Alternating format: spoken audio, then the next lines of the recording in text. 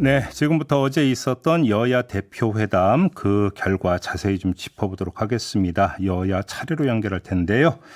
자, 먼저 국민의힘으로 가겠습니다. 국민의힘 원내 수석 대변인을 맡고 있는 신동욱 의원 전화 연결하겠습니다. 나와 계시죠?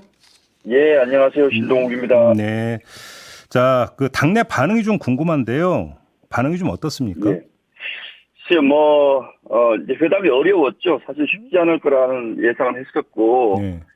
회담이 조금 어려웠다는 얘기들은 많이 하는데, 그래도 어쨌든 11년 만에 이제 여야 대표 회담이 복귀가 된 것이고, 또 이제 아시겠습니다만 오늘이, 사실 좀 부끄럽습니다. 22대 국회 개원식을 하는 날입니다. 이미 국회는 몇 달 전에, 시작이 됐습니다만 아직 개원식을 못했습니다. 그래서 어제 이제 두 대표께서 이재명 대표는 이제 정쟁 중단을 말씀을 하셨고, 저희 한동훈 대표는 정치 복원을 얘기했는데, 큰 틀에서는 그를 같이 하는 것이고, 이게 결국 이제 민생을 위해서 우리가 좀 정쟁을 중단하자 이제 이런 취지 같습니다. 다만 조금 아쉬웠던 점은 이재명 대표의 경우는 이제 정쟁 중단을 말씀을 하셨는데 정쟁 중단을 위해서 구체적으로 이제 어떤 부분을 우리가 실천할 것인가에 대한 조금 대안이 없었던 것 아닌가. 예를 들자면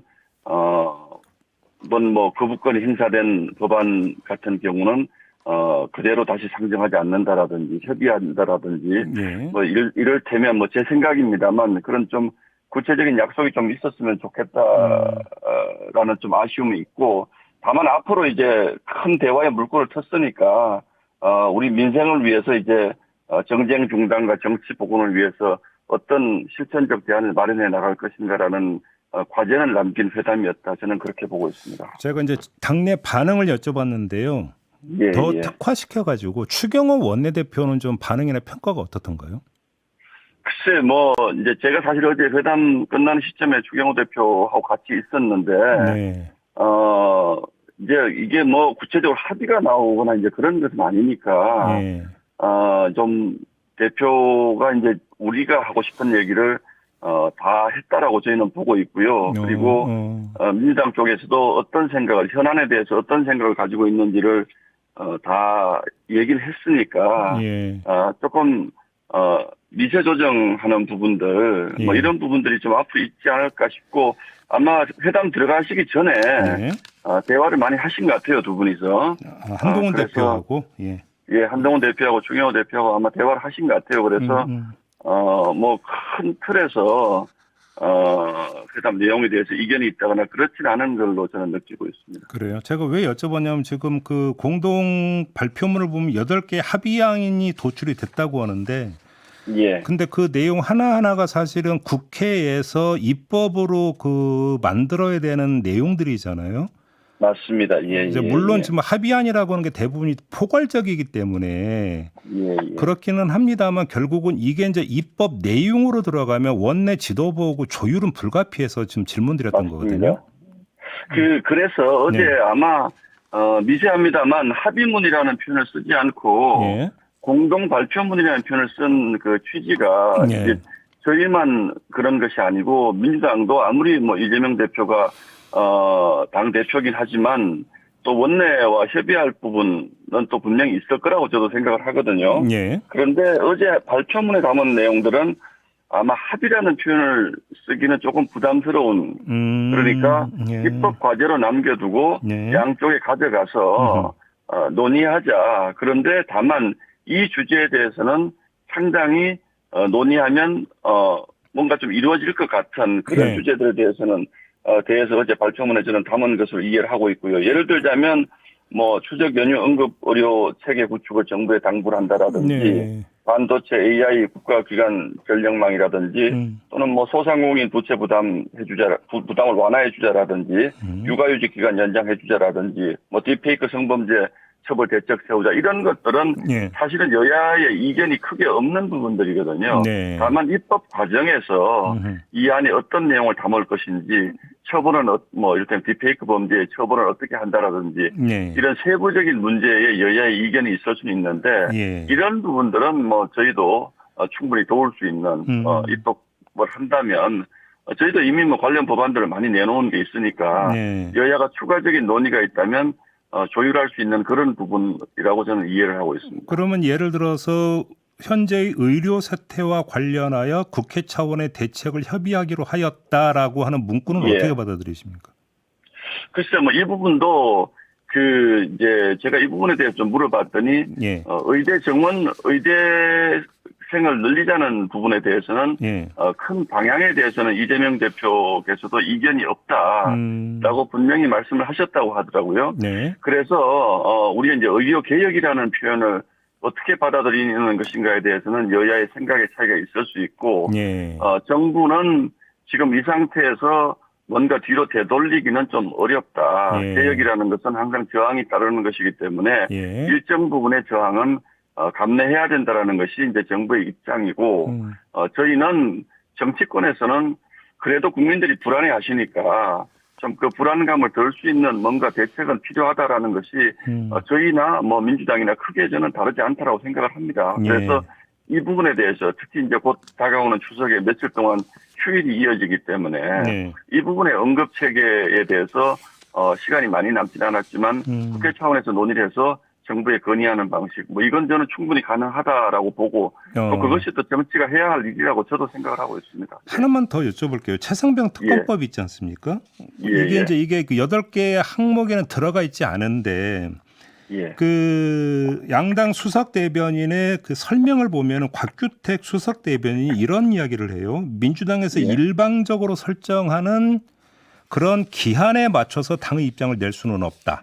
근데 국민의힘 예. 내부에서 계속해서 논의를 해나가는 과정이다. 지금 이렇게 예. 설명을 하는데 지금 예. 당 안에서 논의가 되고 있는 건 맞습니까?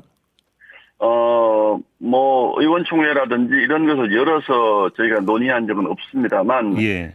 지금까지 기본적인 입장은 저희가 이미 그 저희가 넘어온 법안을 이제 부결시킴으로써 저희 입장은 이제 분명히 한 것은 사실이고요. 예.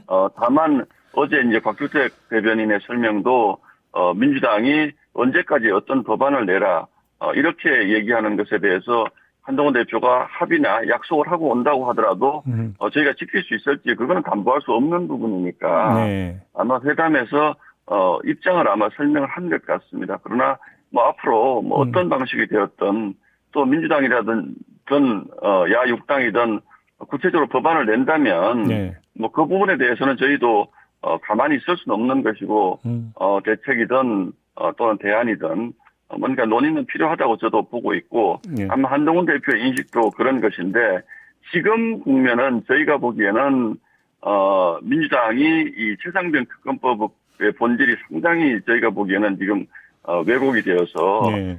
저희 내부 갈등을 좀 부추기는 수단으로 이제는 또 활용이 되는 측면이 있기 때문에 대표가 물론 뭐 중요한 의제임에는 분명합니다만 회담에서 어떤 뭐 합의를 한다든지 이런 것은 상당히 부담스러운 상황으로 느끼고 있는 것은 사실인 것 같습니다. 그럼 지금 의원님께서 논의는 필요하다라는 말씀을 주셨으니까 추가 질문 하나만 드리면 예, 결국은 그 논의의 그 가장 기본적이자 그 핵심적인 장은 의원총회 아니겠습니까?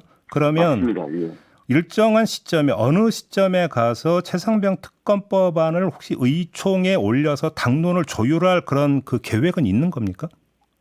지금으로서는 그런 계획이 있다는 얘기를 제가 들은 바는 없습니다. 그리고 당 내에서도 공식적으로 이를테면 108명 의원들 전체를 대상으로 네. 한동훈 대표가 지난 경선 과정에서 여기에 대한 입장을 낸 것이 분명하게 있긴 합니다만 네. 앞으로 어떤 의총을 좀 소집을 해달라라든지 이런 요구를 한 것이 없고 네. 두 번째는 민주당이 이미 지난번에 이미 거부권 행사된 법안보다 더 강한 형태의 법안을 내놓았기 때문에 네. 그것을 저희가 지금 뭐 의총을 열어서 논의를 한다든지 하면 그것을 전제로 논의를 하는 것이기 때문에 네네. 그것도 적절치 않다.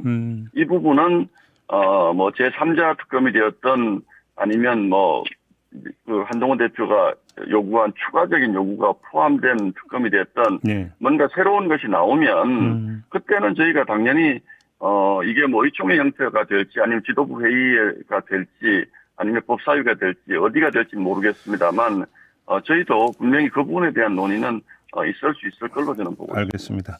아무튼 어제 그 8개항이 담긴 공동 발표문이 발표가 됐는데 혹시 그러면 사실 좀 추상적이잖아요. 포괄적이고. 그러면 뭐 그렇게 보실 수도 있습니다만 네. 이제 이 부분을 발전시켜 나가야 되겠죠. 바로 그래서 질문 드리는 건데요. 혹시 이 내용을 구체성을 좀 확보하기 위해서 한동훈 대표와 그 추경호 원내대표가 따로 만나서 좀 더 세밀하게 다듬는 혹시 이런 과정이 좀 예고돼 있는 게 있나요?